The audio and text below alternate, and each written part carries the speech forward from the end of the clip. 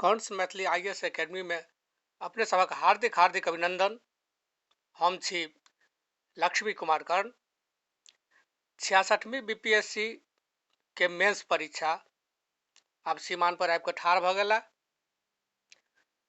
आब एकरा पर विजय प्राप्त करबऽ के लेल कंस मैथिली आईएएस एकेडमी अहाँ सबके संग अछि। एकर रणनीति कोन तरह के बने, केना ऑप्शनल में 200 से बेसी अंक आनल जा सके, तकर रणनीति हमरा सबके आइ तैयार करी आ तदनुकूल चलऽ के प्रयास करी। समय कम छै, अपने सब तऽ अवगत छी जे मार्च में एकर परीक्षा संभावित अछि। जो मार्च में नहीं भेल तऽ अप्रैल में प्राय परीक्षा भए जायत। तऽ एहि 3 मास के अंदर हमर केना सब काज भऽ जाय ढंग से, तऽ एहि के लेल एकटा सफल रणनीति बनब आवश्यक छै, एकटा समग्र समझ के आवश्यकता सेहो छै।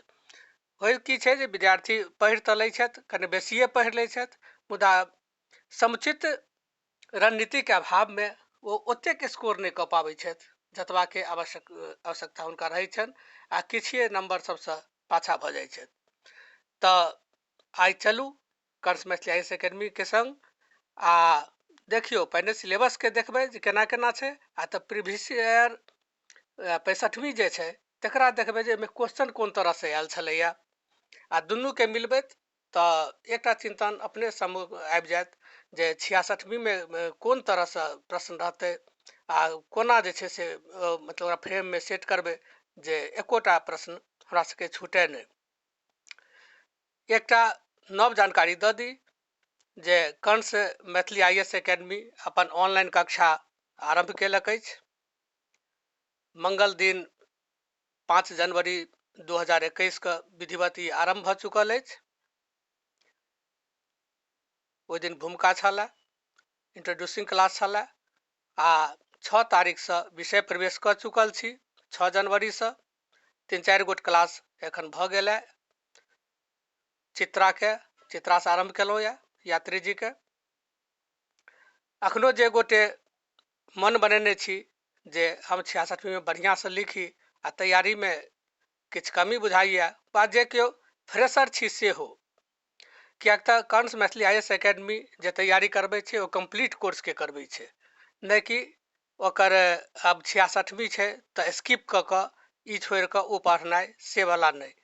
हमरा ओहिठाम जे कोर्स होइए ओ कंप्लीट कोर्स होइए, यानी बीपीएससी मेंस पर पूर्ण नियंत्रण ऑप्शनल विषय पर में। तऽ ऑनलाइन कक्षा के लेल हमर जे मोबाइल नंबर है अपने के देखाई पड़त डिस्क्रिप्शन बॉक्स में, आ संगे चैनल के सेहो जे छै से टेलीग्राम के चैनल है, ओहू पर में अपने के हमर नंबर भेटत, ओहि पर में संपर्क कऽ जल्दी कक्षा में जुड़ि जाए। इवनिंग क्लास ही रहै छै रात के 7:30 से 9। तऽ आउ चलू स्टार्ट करै छी। अब देखियो 2 खंड में हमरा सबके रहैया, खंड क आ खंड ख। क्वेश्चन ओहिना रहै छै, सिलेबस तदनुरूप छै। खंड क आ खंड ख। खंड क में की रहै छै? खंड क में रहै छै मैथिली भाषा के इतिहास। खंड क रहै छै मैथिली भाषा के इतिहास। आ ख की रहै छै? मैथिली साहित्यक इतिहास। मैथिली साहित्यक इतिहास। तऽ पहिने देखी जे भाषा के इतिहास में की छै आ साहित्य के इतिहास में की छै।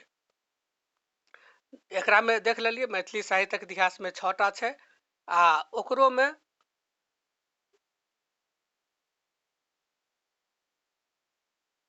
एकरो में 6टा छै। पहिल छै मैथिली भाषाक उद्गम। एकर बाद जे छै से यूरोपीय भाषा परिवार में मैथिली के स्थान, आ तब मैथिली भाषाक ऐतिहासिक विकास क्रम, तहन हिंदी, बंगला, भोजपुरी, मगही एवं संथाली भाषा के संग मैथिली के संबंध, एकर बाद मैथिली के विभिन्न बोली, आ तब मानक मैथिली भाषा के विशेषता। एकरा में करऽ के ई छै जे एकर जखन अपने जे तैयारी करै छी तो मैथिली भाषा के उद्गम आ ऐतिहासिक विकासक्रम ई दुनू के जोड़ कऽ बनाबी। प्रश्न प्रायः अहिना पूछल जा रहल है। बहुत शुरुआत में 2007 सब में एक बेर उद्गम पर में अलग से पूछने छलैया, मुदा आब जे पूछैया ओ दुनू जोड़ कऽ भाषा के उद्भव आ विकास दुनू के जोड़ कऽ पूछैया। तो एकरा पर में क्वेश्चन फ्रेम करी। स्टेट क्वेश्चन रहे छै एकरा पर में, ट्विस्ट नहीं रहे छै। आ बायदी बे जोड़बो करत तऽ एही सब में से कोनो के जेना मैथिली के भाषा के विशेषता एकरा सब में से किछु खंड लऽ लेलक, लेकिन मुदा ई सामान्य रूप से जे छै से स्ट्रेट फॉरवर्ड रहे छै। आ एकर बाद जे छै से हमरा लोकनि देखी जे यूरोपीय भाषा परिवार में मैथिली के स्थान ई जे छै से बहुत महत्वपूर्ण छै। प्रायः ओहिमे से क्वेश्चन रहबेटा करै छै। मुदा एकटा बात ध्यान रखल जाय जे यूरोपीय भाषा परिवार में मैथिली के स्थान जे छै ये अशुद्ध भऽ गेला। भारोपीय भाषा परिवार, यूरोपीय लिखा गेला, एकरा भारोपीय मानल जाए। भारोपीय, भारत यूरोपीय। तो भारोपीय भाषा परिवार में मैथिली के स्थान एकरा कखनो काल एहन छै जे कि एकदम सोझ क्वेश्चन एकरा पर आबै छै। जेना पिछला बेर आयल छलैया, पिछला बेर जे छै से क्वेश्चन एकर सोझ आयल छलैया।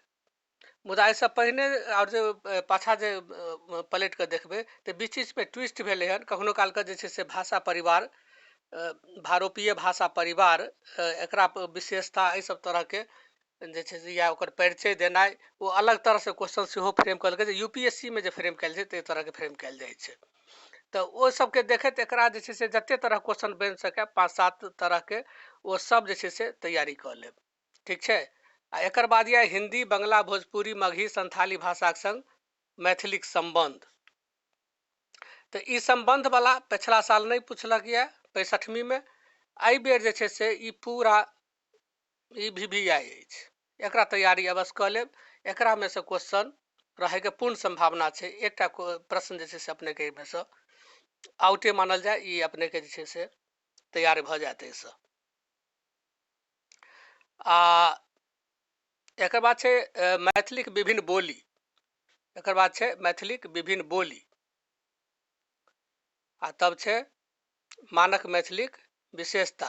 तऽ ई बोली सब जे छै मैथिली के, तऽ ओकरा संगे संबंध एकरो सीधा क्वेश्चन आबै छै। आ एक आध बेर देखलियै या जे कि ओकरा भाषा आ बोली में की अंतर, बोली से भाषा कोना बनै छै, से सब तरह के जोड़ि कऽ बनै छै। तऽ ओ सब कॉमन चीज छै, तऽ एकरा तैयार कऽ लैके छै। आ मानक मैथिली भाषा के विशेषता, ओकर जे मैथिली असल जे छै केंद्रीय मैथिली, ओकरा जे मानक बनायल गेलै हन, ओकर व्याकरणिक विशेषता की छै, व्याकरणिक पर में अपने सब आरूढ़ रहब। आ वएह उत्तर करे के छै, वएह उत्तर ओ देखऽ चाहे छै। एकरा में ई रणनीति हेतै जे ई छऊ के छोड़ऽ के नहीं छै। एहि छऊ के एकरा जो अपने स्किप करबै तऽ भऽ जायत दिक्कत। एहिमे क्वेश्चन रिपीट सेहो होइ छै। आ कखनो अहाँ जे सोचि रहल छी जे ई वाला रहबेटा करतै आ पिछला बेर नहीं छलैया, तऽ ई संभावना रहै छै। तेँ एकरा स्किप नहीं करियौ, किया तऽ हमरा 3टा क्वेश्चन जे क में से 3टा करे के रहै छै आ ख में से सेहो रहै छै 3टा करऽ के। तऽ 6टा हमरा जे क्वेश्चन जे करऽ के यऽ, तऽ हम प्रयास करी एकरा में विज्ञान जकाँ नंबर उठै छै। एकरा में विज्ञान जकाँ नंबर उठै छै, अंक पूरा भेटै छै। तऽ तेँ एकरा हमरा सबके स्किप नहीं करबै, छऊ के हमसब तैयारी कऽ लेबै। जँ बहुत कठिन स्थिति भऽ जेतै तैयो हम कम से कम 2टा तऽ एहिमे से अवश्य कऽ लेबै। ई स्थिति हमर रहबाक चाही। आब एकर बाद एहिसँ आगाँ बढ़ियौ। मैथिली साहित्यक इतिहास। आब साहित्यक इतिहास में मैथिली साहित्यक काल विभाजन एवं विभिन्न कालक प्राकृतिक विशेषता, काल विभाजन आ ओकर प्रकृति। एक बाद आधुनिक मैथिली कविताक विकास, आधुनिक मैथिली उपन्यासक विकास, मैथिली नाटकक विकास, आधुनिक मैथिली लघु कथाक विकास, मैथिली निबंध एवं आलोचनाक विकास। एकरा छोड़ि देबै, ई एडिशनल आबि गेलै। तऽ एहिमे देखलिए जे ई 6टा कथी कथी छै। तऽ सबसँ पहिने छै काल विभाजन। तऽ वर्तमान काल, मध्यकाल, आदिकाल, तीन तरह के जे भेल। वर्तमान काल माने आधुनिक काल। तो आधुनिक काल, मध्यकाल, आदिकाल, ई तीन भाग में जकर विभाजन जे छै, तो विभाजन के बढ़िया से जे छै से एकरा देख ले के छै। तीनू काल में कोन तरह के साहित्य छलैया आ रचना प्रवृत्ति की छलैया, जोड़ि कऽ पूछै छै एकरा में। एकटा से आबै छै जे कि काल विभाजन बताओ, तो काल विभाजन से विभिन्न मत सब जे छै, तो ओहि मत में केओ जे छै से 51 साल आगाँ बढ़ि जाइ छथिन, कोई कने 50 साल पाछा हटि जाइ छथिन। एकदम एक्यूरेट नहीं छै, मतैक नहीं छै काल विभाजन में। लेकिन एकटा समग्र चिंतन बनै छै जे कि एकरा जे छै से आदिकाल, मध्यकाल आ आधुनिक काल, एकरा में विभाजित कऽ कऽ एकरा पढ़ी। कोई 1857 से कहै छथिन, तो कोई 1860, तो कोई 1880, एहि तरह के मतलब कने मतलब छै। लेकिन अपने जे प्रवृत्ति जखन देखबै, तऽ ओहि प्रवृत्ति से जे छै से अपने के स्पष्ट भऽ जायत जे कि आधुनिक काल कतऽ जे छै से बुझि पड़ै छै। तऽ आधुनिक प्रवृत्ति सब जे भेलै, जे वर्तमान जे मतलब चिंतन जे छै, आदमी के महत्व में बेसी भेनाइ, महत्व बेसी माने एकर भावना के बेसी महत्व भेनाइ, आदमी आदमी में फर्क नहीं होय के चाही, स्त्री विमर्श, दलित विमर्श, आदिवासी विमर्श, जेंडर विमर्श, ई सब के जे समेटे छै वो आधुनिक काल छै। तऽ एहि सब तरह से ओकर प्रकृति के देख के फेर आदिकाल में जे छै से तखन कोन तरह से छलै सिद्ध साहित्य में, तो अपन जे छै संप्रदाय के प्रचार प्रसार सब, बिरदावली ई सब ओहि सब में सेहो होइ छलैया। अभट में देखलिए।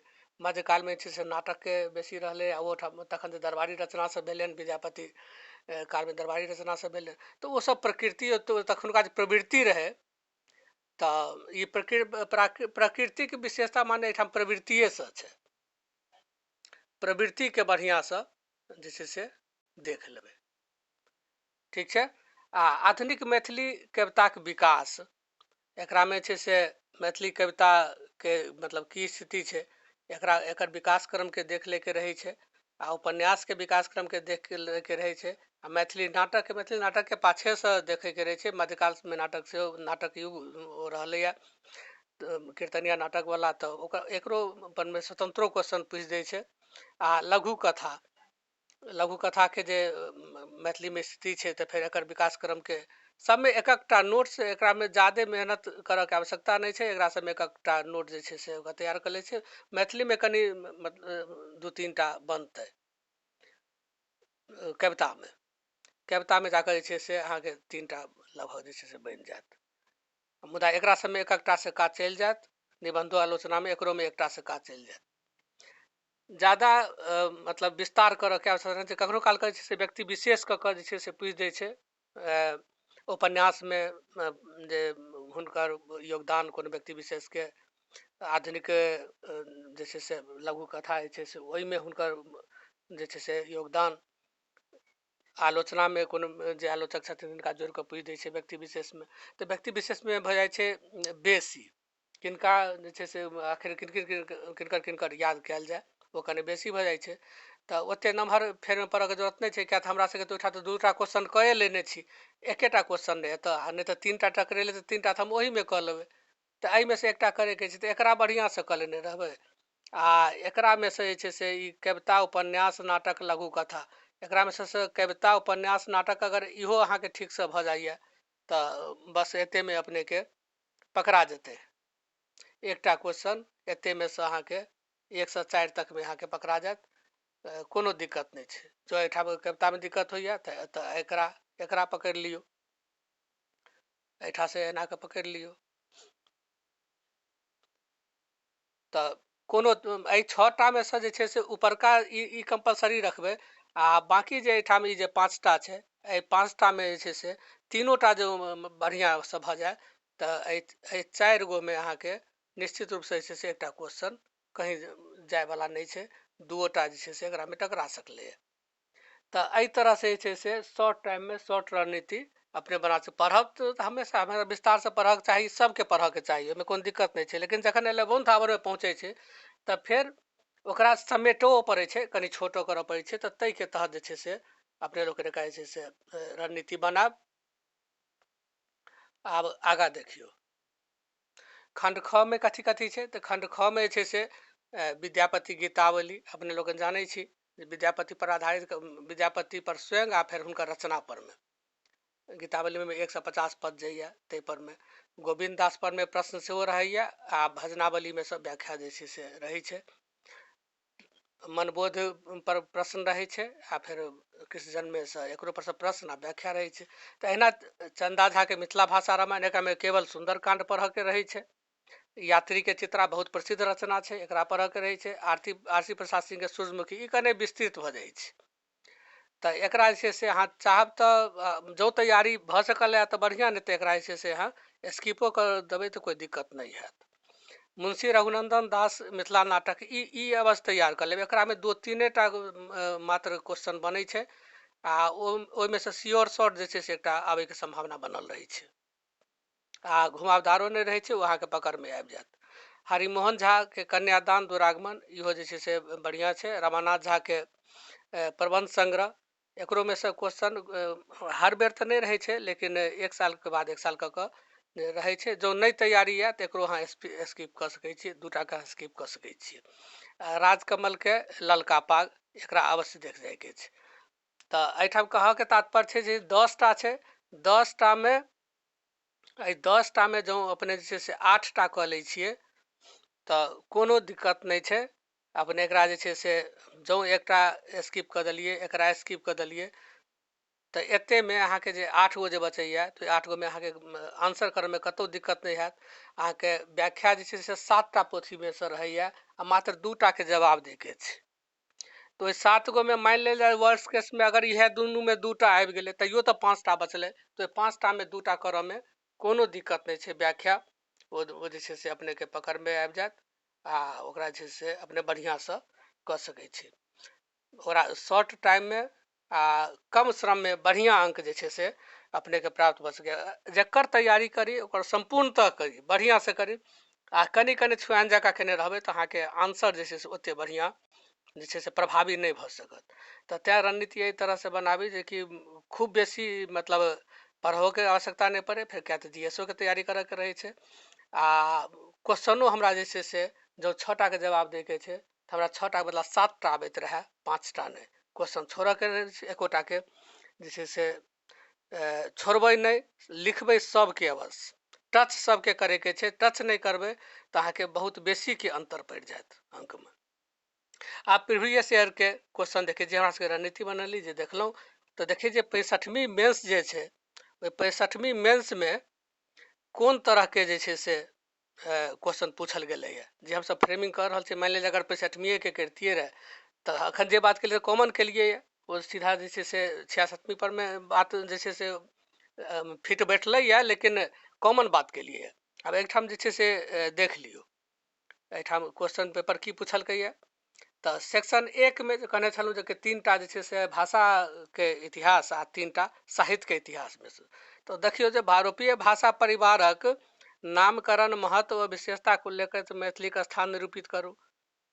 तऽ ई जे एलै अपनेके, तऽ ई तऽ भऽ गेलै भाषामे सँ, भाषाके इतिहासमे सँ, भाषा विज्ञानमे सँ। आ मानक मैथिलीसँ की तात्पर्य, मैथिली भाषा में एक रूपता आनबाक श्रेय की मानक मैथिली भाषा के अइ, समीक्षा करू, इहो आबि गेलै। आ मैथिली भाषाके उत्पत्ति कोना भेल, एकर विकासक रूपरेखा रेखांकित करू। तऽ ई 3 टा तऽ आबि गेलै ओहिसँ, भाषा विज्ञानसँ। जो हम बढ़िआँसँ तैयारी 6 के केने छी तऽ 3 टा आंसर तऽ हम एतेसँ कऽ देबै, 3 टा ने हमरा करबाक छै। तऽ 3 टा तऽ हम एतेसँ कऽ देबै तऽ गणित चलकाके हमरा आवश्यकते नहीं रहि जेतै। लेकिन बाय द वे एना भेलै जे कि हमरा जे छै से 2 टा एहिमे से एलै, तऽ 1 टा नीचाँमे से करबै, कोई दिक्कत नहीं छै। लेकिन 3 टा भाषा विज्ञान में से पूछबे करत, आ 3 टा एकरा से पूछबे करत। ई जे छै से निर्धारित छै, ओ ओहिना रहबेटा करै छै। तऽ तैँ जे छै से भाषा विज्ञानवला पार्ट जे छै से बढ़िआँसँ कऽ लेब, आ विज्ञान जकाँ ओकर नंबरो उठै छै। क्वेश्चन कने ट्विस्ट हुअ लागलैए। देखियौ एहिठाम जे छै से की बुझि देलकै, मानक मैथिलीसँ की तात्पर्य, आ मैथिली भाषामे एक रूपता अनबाक श्रेय की मानक मैथिली भाषाके अछि, समीक्षा करू। एहिठाम कनि ट्विस्ट देलकै, कनि स्मार्ट क्वेश्चन बनबैके प्रयास केलकैए। तऽ एहि सब तरहके ट्विस्ट जे छै से पहिले यूपीएससी में शुरू भेलै, आब बीपीएससी में सेहो आबऽ लागलै। आ किछु स्मार्ट क्वेश्चन देल जाइ छै, जखन अहाँके ई एकदम डायरेक्ट जे छै से क्वेश्चन भेट गेल, आ ई जे छै से उत्पत्ति आ विकास सेहो डायरेक्ट भेट गेल, तऽ एकटा ई ट्विस्ट भेट गेल कनेक। बस एहि सब तरह के अंतर कयल जाइ छै। तऽ हमरा मानि लिअ ट्विस्ट वाला में दिक्कत है तऽ ई दुनू तऽ हम कए लेब, आ एकटा निचलका वाला में से कऽ लेब। निचलका देखियौ जे हमरा सबके रणनीति बनेलियै तऽ ओहिमे कतऽ फिट बैठे छै।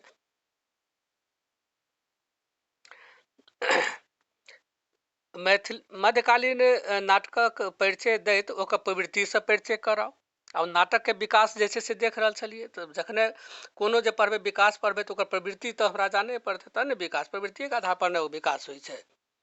तऽ एहिमे देखियौ जे छै से नाटकमे से जे छै से पुछलकै, आ आलोचना साहित्यक विकास मोहन कहबे कलहुँ जे व्यक्ति विशेष जे छै से सेहो पूछै छै, तऽ मोहन भारद्वाजक योगदान। तऽ व्यक्ति बहुत छथिन तऽ एकरा करऽमे अहाँके दिक्कत हैत। जँ मोहन भारद्वाजके तैयारी नहि आयत तऽ अहाँके जे छै से एकरा करऽमे दिक्कत हैत। तऽ चलू, हम व्यक्ति विशेषके हमरा तैयारी नहि आयत, हमरा एकरा स्किप कऽ रहल छी। तऽ एकटा नाटक भेलै। आ आधुनिक मैथिली उपन्यासक प्रवृत्तिसँ परिचय कराउ, तऽ उपन्यासमे तऽ आबि गेलै। तऽ जे ओ जे पढ़बै अपने उपन्यास कि लघु कथा, आ कि नाटक, आ कि कविता, प्रवृत्ति सबमे पढ़ि लेबै बढ़िआँसँ। आ तहिना प्रवृत्ति कहलहुँ जे आदिकाल, मध्यकाल, आधुनिक काल, तऽ ओकर जे छै से प्रवृत्तिगत विशेषता जे छै, तऽ ओकरा जे छै से अपनेके पढ़ि लैके यऽ। कखनो ओकरा प्रकृतियो कतहु कतहु लिख दै छै, लेकिन ओकरा प्रवृत्ति माने ओ प्रवृत्तिए ओ कहऽ चाहि रहलैए जे कोन प्रवृत्ति छलैए। तऽ प्रवृत्तिके तैयारी जे छै से केने रहबै, विकासके जे लेखन करबै तऽ प्रवृत्ति देखेबे करबै। तऽ ओहिके आधार परमे अहाँके एकटा करऽमे कोनो दिक्कत नहि छै, दुनूमे सँ एकटा करऽमे। तऽ एहि तरहसँ फेर अपनेके जे 66वीं जे हेतै तऽ ओकरोमे एही तरहसँ अपनेके रहत, आ ओकरा आसानीसँ अपने ई काज जे छै से कऽ सकै छी, ई रणनीति जो अपने बनाबै छी तऽ।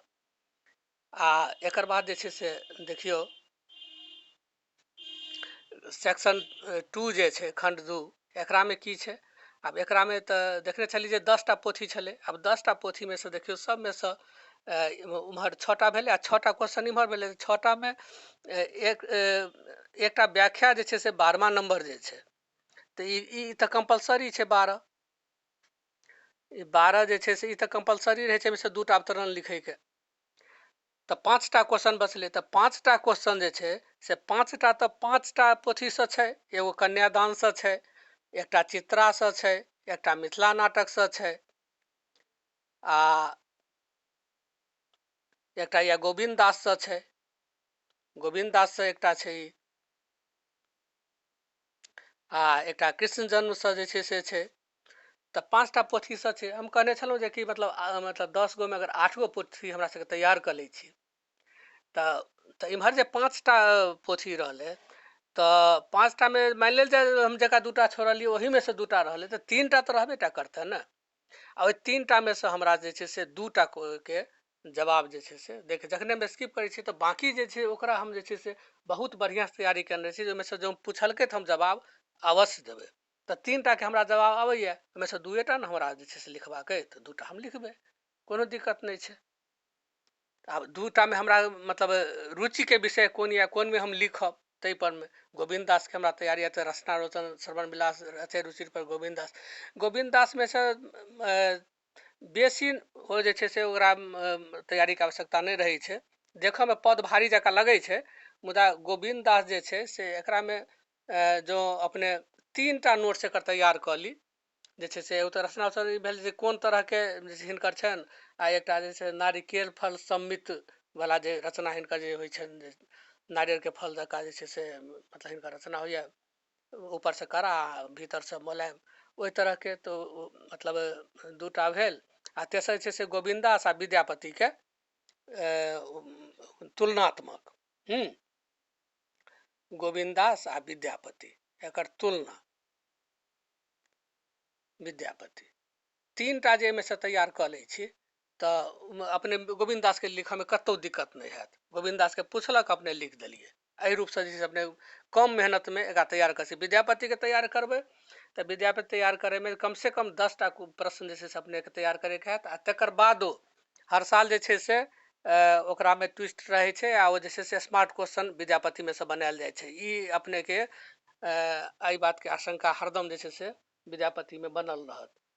तऽ कते विद्यार्थी एहनो के छै जे कि विद्यापति स्किप करै छै आ निचलका में जे छै से दूटा जे कहलहुँ है तऽ ओहिमे एकटा प्रबंध संग्रह के जे छै से ओ रखै छै, सूर्यमुखी में कनि बेसी भऽ जाइ छै लिख, मतलब कनि मोटगर जकाँ छै तऽ कनि लोकके दुरू जकाँ लगैत रहै छै। ओना ओकरामे क्वेश्चन आंसर सामान्य बनै छै सूर्यमुखी में। तऽ अगर आर.सी. प्रसाद सिंह के तैयार करऽ चाहै छी तऽ अहाँ जे छै से कऽ सकै छी, विद्यापति के स्किप कऽ सकै छी।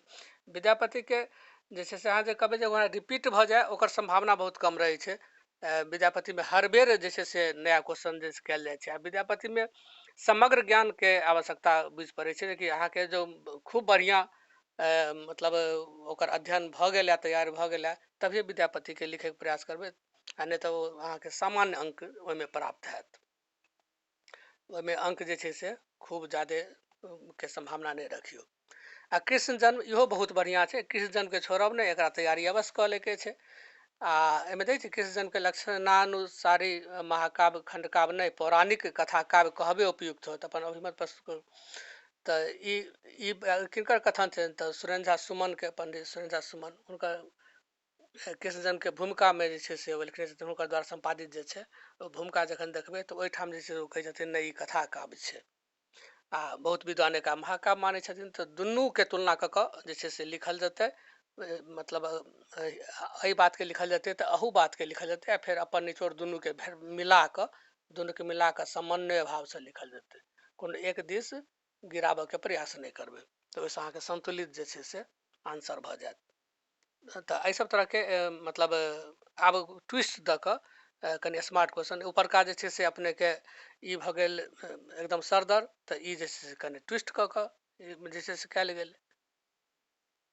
आ एकर बाद देखियौ मिथिला नाटकमे नाटककार सामाजिक कुरीतिके मार्मिक चित्रणके ओकरा समाधानक हेतु देशवासीके प्रेरित केलनि अछि। इहो क्वेश्चन जे छै से अपनेके एकदम सामान्य क्वेश्चन कबे कल मिथिला नाटकसँ जे छै से 2-3 टा मात्र नोट्स तैयार कऽ लेलाके बाद ई अहाँके जे छै से मतलब तैयार भऽ जायत। तऽ ताहि दुआरे जे छै से एकर तैयारी अवश्य करी, ई बढ़िआँ छै।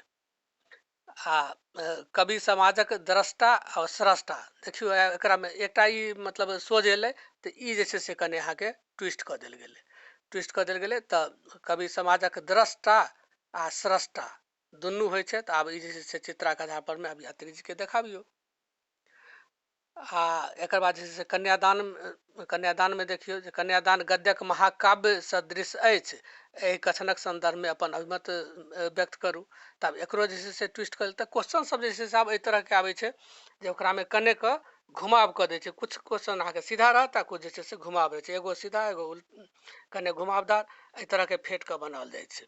तऽ ओहिमे जे छै से जे पर अहाँके पकड़ अइ तऽ कनि घुमेबो करतै तऽ ओकरा पकड़ऽमे दिक्कत नहि हेतै। अगर अहाँके चित्राके तैयारी अछि तऽ द्रष्टा आ स्रष्टा, तऽ ओहिमे कोन दिक्कत छै? द्रष्टा तऽ जे देखलखिन, कथी देखलखिन तऽ जे समाजमे कुरीति देख रहल छलखिन हँ, बेमेल विवाह, विधवा प्रथा, बेटी बेचबा प्रथा, बाल विवाह, हँ तऽ बूढ़ बर विलाप, ई सब जे छै से देख रहल छलखिन। ओहिके अलावा जते छै इम्हर फेकनीसँ लऽ कऽ जे आगाँ बढ़ै छियै परम सत्य तक जते बढ़ै छियै आ कविक स्वप्न देखै छियै तऽ ओ सर्वहाराके जे छै से ओकरा केन्द्रमे राखि कऽ तब जे लिखल गेलैए। तऽ द्रष्टा ओ सब देखलखिन, ओहि तरहके जतेक अहाँ एल्बम देख रहल छियै तऽ ओ द्रष्टा भेलै। नहि कहै छै जे कि चित्र एकटा एल्बम छै तऽ ओकर जे अपने आंसर जे दै छियै ओ अपने द्रष्टामे ओतऽ आबि गेलै। आ स्रष्टा तऽ मतलब कवि चेंज लाबऽ चाहै छै स्रष्टाके रूपमे, तऽ परम सत्य परमे जाकऽ जे छै से ओकरा बेसी फोकस कऽ दियौ जेकि ओ जे छै से स्रष्टा केना बनि रहल छै। तऽ ओ कहै छथिन जे कि 4 हाथके भगवान जे छै से हमरा भोजन नहि दऽ सकैए, हमरा हाथ अपने 2टा हाथ जे छै से हमरा भोजन दऽ सकैए। तऽ श्रम शक्तिके जे छै से जय घोष जे भऽ रहलैए आ मतलब निदान बतायल जा रहल छै जे श्रमे ओकर जे छै से निदान छै। आ आडम्बर जे छै से झूठ छै, जतेक तक आडम्बर जे छै से ओ झूठ छै। तऽ ओ जे छै कथी छै तऽ वएह जे छै से अहाँके स्रष्टा छियै। तऽ अहिना अहिना कऽ कऽ उदाहरण अपनेके चित्रामे से भेटत। तऽ जखने ओकरा तैयार अपने कऽ लेने रहबै, बढ़िआँसँ ओकर तैयारी रहत तऽ ओकरा कने घुमेबो करतै तऽ करऽमे कोनोटा दिक्कत नहि छै। आ एकरा तऽ अपने देखबे केलिए, दूटा अवतरण के दै के रहै छै, तऽ दूटा में मतलब क ख ग घ ङ च छ, तऽ 4टा एहिठाम देख रहलियै ये, घ ङ च छ 4टा, आ 5 6 7 ग ख क 7टा पोथी में सँ जे छै से 7टा छै, तऽ 2टा देबाक छै। अहाँके ओतऽ 8टा पोथीके बढ़िआँ तैयार करल छै, 2टाके दैमे कोनो दिक्कत नहि छै। फ्रेम तैयार कऽ कऽ राखब सबके, 8गो फ्रेम तैयार कऽ लेब, आ बढ़िआँसँ पढ़ने रहबै तऽ अपने बुझा जायत कि फलना ठामके छै। तऽ बीचेवला ने मटेरियल बदलऽके रहै छै, तऽ ओकरा बीचवला मटेरियल चेंज कऽ देबै, आ व्याख्या अपने बढ़िआँसँ लिख सकै छी। आ ओना जे छै से जो हमरासँ अपने मदद लेबऽ चाही, तऽ मार्चमे जे छै से हम एहिके लेल जे छै से अलगसँ फेर, जेना पिछला बेर जे छै से टेस्ट सीरीज चलेने छलियै तहिना चलेबै, ओहिमे आंसर राइटिंग करेबै, ओहिमे व्याख्या करा देब। पिछला बेर कंस मैथिली आईएएस एकेडमीके 2टा व्याख्या डायरेक्ट जे छै से लड़लै, जे आ 2टा लिखबाक छलैए, 2टा डायरेक्ट लड़लै।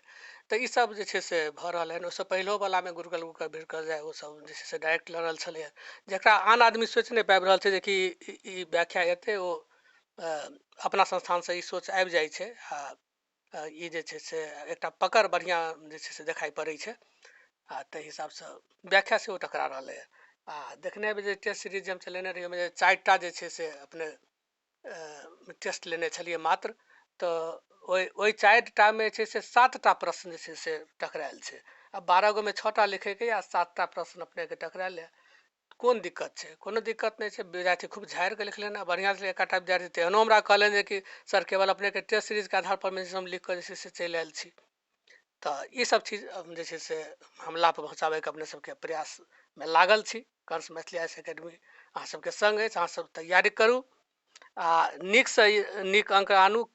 200 अङ्क तऽ न्यूनतम लाबऽके अइ, 200सँ कममे तऽ कोनो गुंजाइश नहि, जे मतलब हमरा आसन तक पहुँचाबै।